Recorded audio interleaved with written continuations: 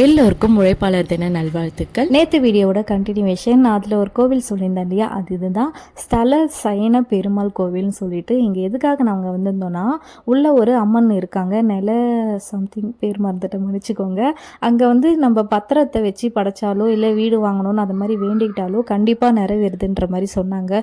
உங்களுக்கு வீடு வாங்குற ஐடியாலாம் இருந்தால் கண்டிப்பாக இந்த கோவில் ஒரு வாட்டி விசிட் பண்ணுங்கள். ஸோ நாங்கள் வேண்டுதலை போட்டு அது நல்லபடியாக நிறைவேறிச்சுன்றனால இன்றைக்கி அந்த கோவில் போயிட்டு வேண்டுதலை நிறைவேற்றிட்டு வந்துடலாம் சொல்லிட்டு தான் போயிருந்தோம். பெருசாக ஒன்றும் இல்லை, கொஞ்சம் காணிக்கை கொடுத்துட்டு வரலாம் அப்படின்ற மாதிரி தான். கோவில் ரொம்ப பழமையான கோவில்னு மட்டும் தெரிஞ்சுது.